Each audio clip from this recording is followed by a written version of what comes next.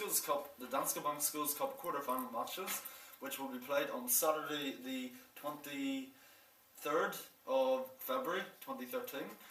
We're here in the headquarters of Bassett because they have agreed to sponsor Bangor Grammar versus Royal Armagh for this match, and we're gratefully thankfully grateful. You shouldn't use those two words together. Anyway, so I'm here with Giles Strutt, by the way. Now the first question is, your brother Cameron is a bit of an injury doubt for the Bangor Grammar team to face Armagh. Do you think he'll make the team, the final team? I'd like to think so, yeah. He's been to the physio quite a number of times now. He's definitely recuperating well at home. He's doing all he has to do. So if all goes well, then yeah, I think he should be ready for the team. Yeah, and he's got a fitness test tomorrow morning, Friday, and we'll know by then if he's going to be playing or not. Yep. Other than that, the team will be unchanged from the last game. There are some differences on the subs bench, such as Elliot Boylan, who comes back into the team. The subs, obviously, but again, he's another injury doubt. Now, we're going to do some predictions now. We'll avoid the Bangor Grammar game because we don't want to jinx anything, as usual. And the first game is, where are we? Ballyclare High versus Sullivan Upper. How do you see that one going? Oh, I think Ballyclare High... very even game there, isn't it? Oh, yeah, it must be a very even game, right? Because I think this is quite far. Sullivan usually get, is it? So, yeah, I don't recall Sullivan getting any further than the quarterfinals. Ballyclare High were in the final last year, obviously. They were, yeah. But Sullivan seemed to be on the trot here. No, I'll give you both of their scores in the last game. In the last game, Ballyclare, where are they? They beat Down High 33-5 away. So that was a good result. Sullivan, meanwhile, they won 2010 against BRA, who are no mean rivals. I mean, that's a big scalp there. Yep. Sort of.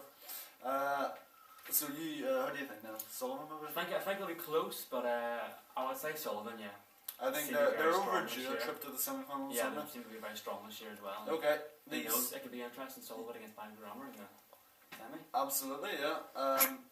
The second game then is Methody versus Wallace. Now these are two big teams. Both of them got to the semis. They did, didn't they? Or did Wallace get to the semis? I can't remember. I think they did because they beat us. So that's going to be a very interesting game. Yeah. And of course, Methody beat Campbell in the last round, and Wallace beat somebody else. I haven't done the prep. Ballymena again, another big team. So that could go. That could be very close. Either way, I would say, I think Methody. Methody have been very well. Methody are still unbeaten this season, aren't they? So yeah. And the final game is Inst RBAI versus Limavady Grammar. Limavady have had a great season so far. Yeah. But they haven't necessarily been playing the big teams yet. Yeah. And the results might not necessarily. It may not mean anything, so I don't think we can look too much into that. RBAI, they beat Regent in the last round, 22-10. Regent, who run a bit of a run up to them. Yeah. So, what do you say that one on? I would say Inst probably, because earlier on the season when we played against Limavady, depending on the other matches but we played against Limavady, we lost 60 odd. We played against Inst, we didn't lose that much, but I think against the Limavady match we had earlier on the season, we were quite unfortunate, we had a very weak team. Yeah. But I think Inst will take it. Just about under at home as well, so that home advantage. Now I've also got the quarterfinal fixtures of the Danske Bank Ulster Schools subsidiary Shield.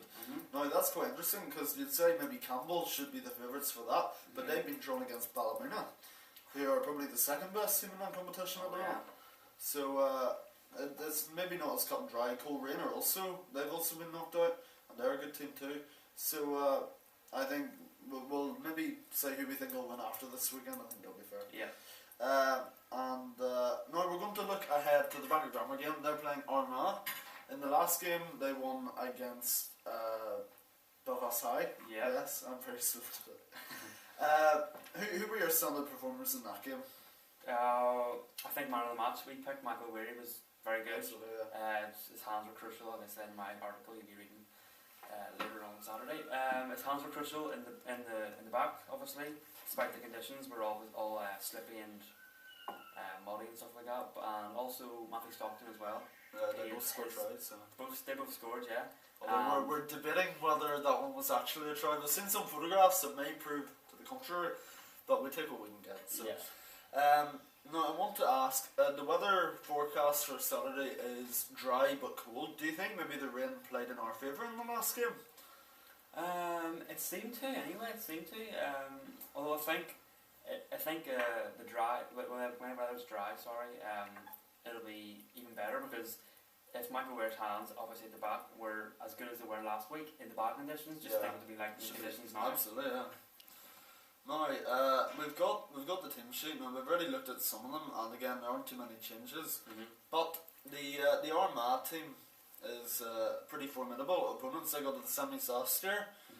I believe, do they have two twins in the team? Well, there halfbacks? are lots of people with 9 and 10 both right. So I believe they're.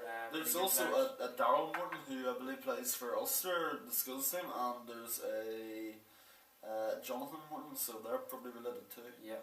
But a bit of rivalry then between Max and Shawsey. Yeah, absolutely. They play together and they're good friends. They're Facebook friends anyway. Yeah. But who do you think will? Where will this game be won and lost? I think our strengths are tackling, obviously, from the Matthew Stockton, obviously, our big hits and stuff like that. And our running game is a good. It is, good on the break. Yeah. On the break and good at breaking lines, stuff like that. Now, before we finish this programme, we'll take a look ahead to what we've got in Gryphiti on Saturday. We'll be out handing them out at the game at Ballymac. And we're going to have back in colour again. Hurrah! That was a bang, that didn't sound good. But we've got some interesting features now. And Jason Morgan, he's a coach. His column, he pointed out about this being the last game of Ballymaccormack. We were a bit jumping the gun last time. We thought that might be the last one, but so rarely do you get 2 home games in a row in the cup. Oh yeah. We've been sort of beaten on this occasion. Definitely overdue, like a couple of home games. It seems that we're going to have a fitting crowd to send off Ballymac. We've got the last game there were estimated about 500 people there, and we're expecting a lot more than that this time. Yeah. Although maybe there'll be less travelling supporters from Armagh because that's quite a drive. But also then we've got Phil Harper as usual. He's been talking about just about the conditions in the last game and a bit about Armagh. Don't forget you can follow all the team news and such on Facebook and Twitter. We're on there, and we'll be in the Twitter account. It's @Gryphiti BGS. And we're Gryphiti or something on Facebook. And you can get live updates, You'll be doing that. I'm taking photographs. Yeah, I'm taking photographs as well. And hopefully, if all goes to plan, we'll have highlights as well. Now, I want to take a look at the league rankings I've been doing throughout the season. Now, this is basically when every team, our first 15 in Ulster, plays another school in Ulster. The first 15, that is. I put it all into a big league table, and it comes up with interesting results. Now, obviously, the best teams in Ulster are Ince, Campbell and Methody, but because they find it harder to find teams that will play them, they're actually a bit lower down in the rankings. But that's all part of it. So we've been presented with this funny situation whereby Armagh are top of the league. Yep. Now I hope we can't look too much into that because what are we, ninth? We're ninth in the league. We're only 4 points behind, and it's 2 for a win and 1 for a draw. So I mean, if we beat them this weekend, which we may well do, that would close the gap a bit. Yep. But I wouldn't look too much into that. But that's just an interesting experiment on my part. Also in the programme, we've got to look back at the last time they played. Now they played the very first game of the season this year, which was back in the 8th of September actually. September it was, yeah. And the team was sort of a bit thrown together at that stage, just come back from the summer, not much training. And they came away, well it was away to begin with, and they came away with a 5-12 defeat. I think Matthew Hamilton got the try that day. Yep. That was the beginning of his 3 tries, 3 matches. It was, or in the middle, I can't remember if it was first, second, or third. Oh, well, it would have been if it was the first game. Yeah.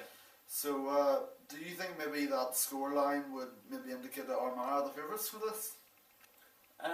People would think so, yeah. People would obviously read that scoreline and think Armagh will win. But I think people underestimate the support we have, obviously, at Bangor Grammar. Yeah. We've definitely improved our game from the beginning of the season. Certainly. And as you say, the team at the beginning of the season just thrown together and just see who all played where and what everyone's strengths was. Yeah, I think also it was Bangor Grammar to be the underdogs. Yeah. They haven't been the underdogs in any of the games, and No. some of them have been close wins. Mm-hmm. But I think maybe if they come in sort of not expecting to win the game like they have been in the past, well, I'm just speculating there, but maybe it'll help their game and they'll give everything and there'll be less mistakes or something like that. I don't know. And also, did you know that the coach of Armagh, Mr. Hooks, he used to play for Bangor Grammar? Yep. Do you think he'll go easy on us? I don't think so. No, he was pretty ruthless in the last match. You heard him on the touchline. He wasn't very quiet, but No. I'll leave it at that, really. So yeah, and we've got photographs from Brad Mellon, yourself and Ken Best, all in the programme. 5 minutes with Peter Eaves, Stocky's weighed in with an article, and we've got Mr. Graham profiling Zach Slevin. Now, before we finish, Zach Slevin, what would you say about him? Oh, he's had a good year. He has, yeah. He's really came from nowhere, really. Obviously in 5th year, I remember playing with Zach in junior school. He was always a good player, so he deserves a spot in the first 15. Very good. Now, before we go, one very, very, very last thing, I promise. I don't know how long we've been going on for now, but next year, obviously, Cameron will be moving on. Yeah. And a couple of other people, so that would leave some spots on the team. Do you think maybe that you might be able to get there? You've been injured. I've been injured, but hopefully to go back to rugby at some point this season, even though it's towards the end. But if all goes well in my exams, I'll get back to school. I'll obviously have to keep training. It'll be pretty hard. I've seen the intensity of some of these matches. And I can see Will Logan behind the camera giving us a glare to indicate that he wants to be in the first 15 as well next year. Yeah. But he'd have to escape a bit. Obviously working for a spot now, he's still in the third 15 but he's doing his best he could, aren't you, Will? Yeah, Now, well, that's about all we've got time for today. Don't forget to head down to Ballymaccormack. It's a 10:45 kick-off on Saturday morning. The Schools Cup quarter-final. We've got graffitis. You be there. That's all for now. Goodbye.